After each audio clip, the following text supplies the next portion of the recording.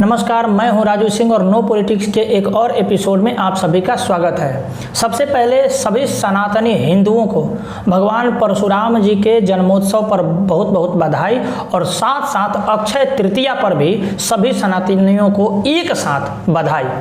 हालांकि देश में एक खास मजहब वालों का भी त्यौहार चल रहा है और उनको लुभाने के लिए पूरा सिस्टम लगा हुआ है। आपने देखा होगा कि बीजेपी वालों ने जामा मस्जिद के आसपास दिल्ली में झाड़ू तक लगाया। पूरा सरकारी महकमा, पूरा पुलिस प्रशासन लग करके महाराष्ट्र में उनके रोजे तोड़वा रहा है। BHU जो बनारस हिंदू यूनिवर्सिटी है, उस यूनिवर्सिटी के कुलपति इफ्तार पार्टी रख रहे हैं। चलती हुई शताब्दी ट्रेन में उनके रोजे तोड़वाने के लिए, इफ्तार मनाने के लिए व्यवस्था किया जाता है। कश्मीर में सेना, जी हाँ, सेना ऑफिशियल तौर पे इफ्तार मनाती है। ये सारी चीज़ किस लिए हो रहा है? ये सारा चीज़ हो रहा है उन लोगों को, वो शांति दूतों को खुश करने के लिए, उनसे अपने आप को सेकुलर कहलावाने के लिए, उनसे सर्टिफिकेट लेने के लिए। और दूसरी तरफ इसी साल दिवाली में आपने देखा होगा कि दिल्ली में पटाखे बैन हो गए थे।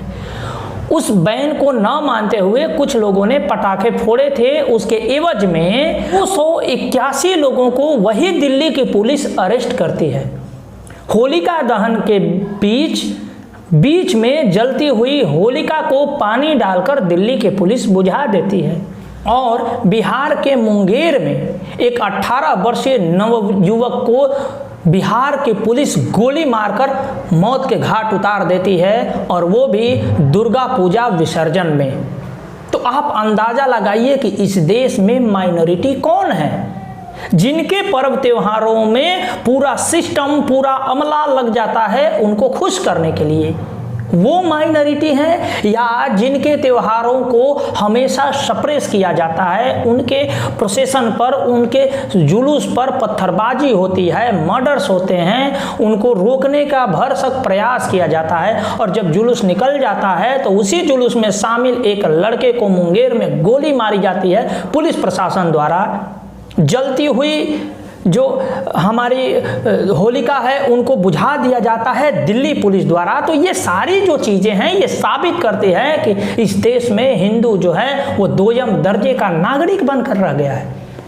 इस ओर शायद ही किसी का ध्यान जाता हो, लेकिन ये सच्चाई है। आपको एक छोटा सा प्रोसेशन निकालना हो तो आपको पुलिस के पास परमिशन लेना पड़ता है, लेकिन उनके बड़े बड़े जुलूस, सड़कों पर नमाज, ये सब करने के लिए किसी भी तरह के परमिशन की आवश्यकता नहीं है। और ये सब करने के बाद मिला क्या हिंदुओं को, ये भी तो देखिए। रिजल्ट में मिलता है आपको जोधपुर में दंगा, 40 गाड़ियों को जलाया गया, एक हिंदू नवयुवक के पीठ में छुरा भोंका गया और कई सारे दुकानों को लूटा गया, पत्थरबाजी हुई, पेट्रोल बम फेंके गए, तेजाब फेंके गए।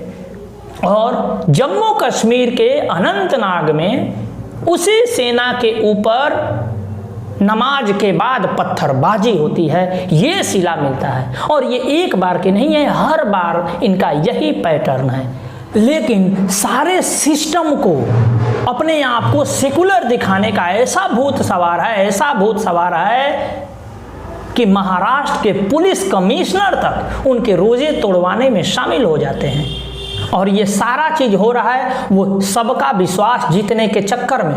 हालांकि जो जोधपुर में हुआ वो तो वहाँ की सेकुलर सरकार की वजह से हुआ, क्योंकि राजस्थान में लगातार इस तरह की घटनाएं बढ़ रही हैं और ये घटनाएं आने वाले किसी बड़े घटना का द्योतक साबित हो सकती है। इसलिए मैं राजस्थान के सारे सनातनी हिंदुओं से यह आह्वान करना चाहूँगा कि आप इन सारी जो घटनाएं हैं उन पर नज़र बनाए रखें और अपनी तैयारी रखें। अब चलते हैं महाराष्ट्र में, जहां पर नए नए हिंदुओं के नेता बने राज ठाकरे ने, जो कि लाउड स्पीकर को लेकर अचानक से सामने आए थे। और ऐसा लग रहा था कि बाला साहब ठाकरे जी के बाद उनका जो विरासत है वो एक बार फिर से राज ठाकरे जी के अंदर दिखेगी। वह टाएं टाएं फुस होते हुए दिख रही है, क्योंकि अब राज ठाकरे जी यह कह रहे हैं कि लाउड स्पीकर का मामला किसी मजहब का मामला नहीं है। मेरे हिसाब से ये पूर्णतः मजहब का मामला है, जो दिन में 5 बार यह चिल्लाते हैं और बहुत कर्कश आवाज में चिल्लाते हैं कि उनके अल्लाह ताला को छोड़ करके और किसी को मानने वाले सारे काफिर हैं और उन्हें इस दुनिया में जीने का कोई हक नहीं है। यह पूर्णतः ही मजहबी मामला है, जबकि राज ठाकरे ने इनसे पल्ला झाड़ लिया और तो और अपने आप को सेकुलर बनने के लिए, सेकुलर साबित करने के लिए उन्होंने अपने सैनिकों से, शिव सैनिकों से यह आग्रह किया है कि जो अक्षय तृतीया के अवसर पर जो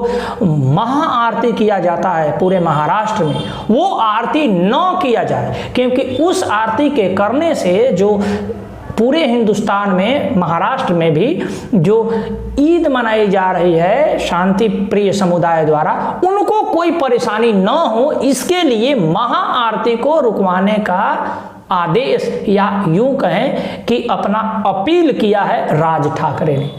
तो जो हिंदू इनको अपना नेता मानते थे, वो अब ये सोच ले कि हर शाख पर उल्लू बैठा है, किस पर कितने दिनों के लिए भरोसा किया जाए। बाकी आप समझदार हैं, सारी बातों को समझते हैं। अगर आपको ये वीडियो अच्छा लगे तो इस वीडियो को लाइक, शेयर और सब्सक्राइब करते चलिए। आपका बहुत बहुत आभार। नमस्कार।